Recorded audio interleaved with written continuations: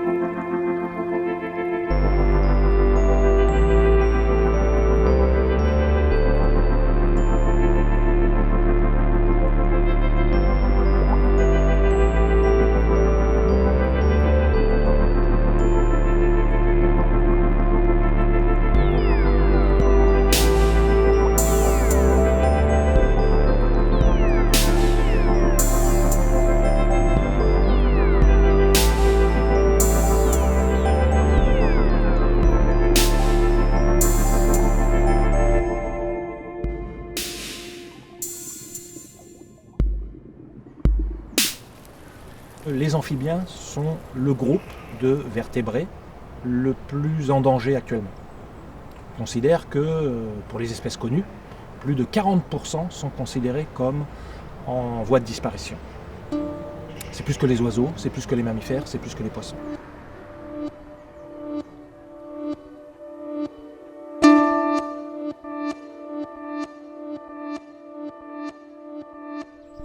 On entendait des chorus de rainettes, de grenouilles vertes, c'était un brouhaha infini. Maintenant, on n'entend plus que les oiseaux et quasiment plus les amphibiens.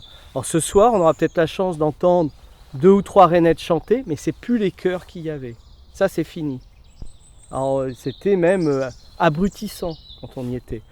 Mais c'est le témoignage qu'on a aussi partout, c'est-à-dire partout où il y avait donc ces chœurs de grenouilles, de rainettes dans nos marais littoraux, le soir on ne pouvait même pas dormir, on ne pouvait même pas s'entendre parler. Aujourd'hui, ce sont des nuits silencieuses.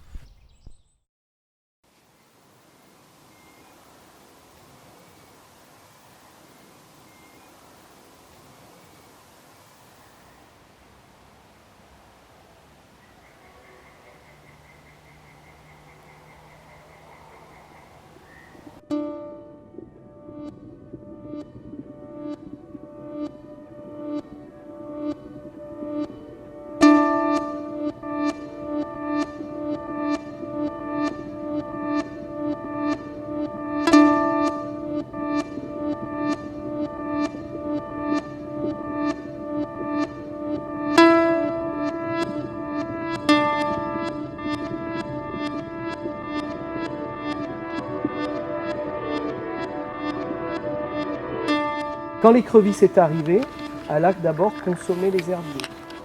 Donc tous les herbiers ont disparu. Et derrière, elle consomme les invertébrés et tout le reste.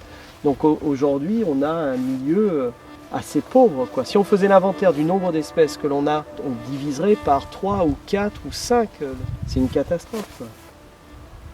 Elles ont été introduites complètement par l'homme pour la nourriture. Et petit à petit, elles se sont, c'était dans des piscicultures, elles se sont donc échappées pour coloniser toutes les mares. Et ça s'est fait rapidement. C'est certain que lorsque l'écrevisse s'installe dans des milieux qui sont déjà fortement perturbés,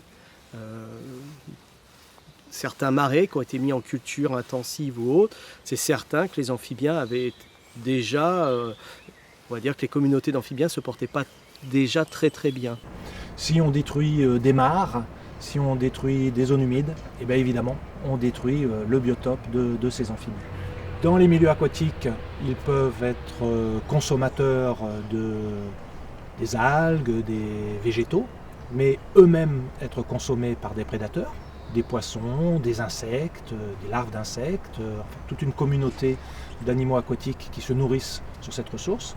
Et puis en milieu terrestre, eh bien, de la même manière, ils vont consommer des petits animaux de la faune du sol, mais eux-mêmes vont être consommés par des oiseaux, des mammifères, des animaux plus gros, donc ils vont rentrer pleinement dans le réseau trophique de ces milieux aquatiques et terrestres.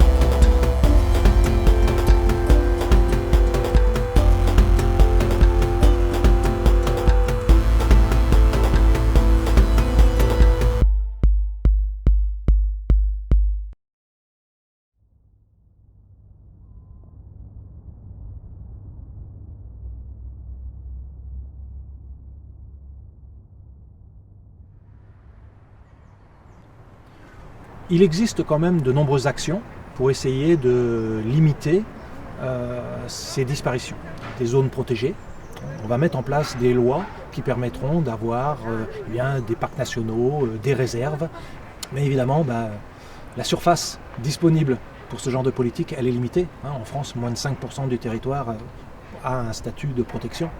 Donc, et les amphibiens, eux, ils sont sur 100% du territoire. Plus localement, on sait que les amphibiens font des migrations entre le milieu terrestre et le milieu aquatique. Donc il y a de nombreux secteurs où ils se font écraser.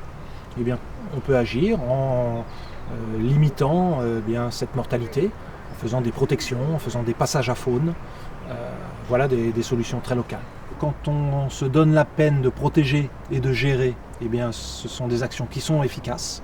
Donc on peut proposer une meilleure gestion et plus de protection afin de concilier ces activités humaines et puis l'existence des amphibiens.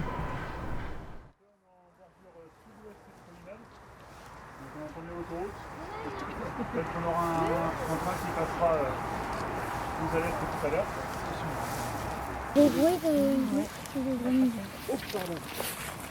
Et du coup, si on le regarde par rapport à ce que je vous montrais sur les photos, son iris il est jaune.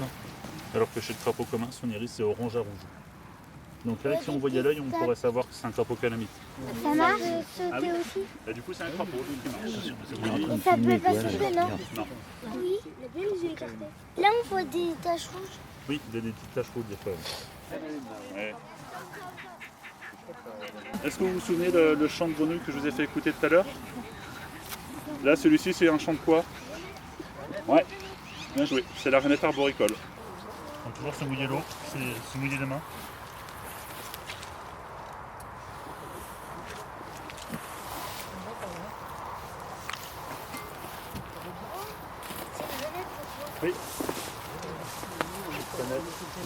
ventouse? On peut la toucher. Oui, tout doucement. Hein. Attends, faut que tu mouilles ta main avant. Voilà, là, voilà. En plus,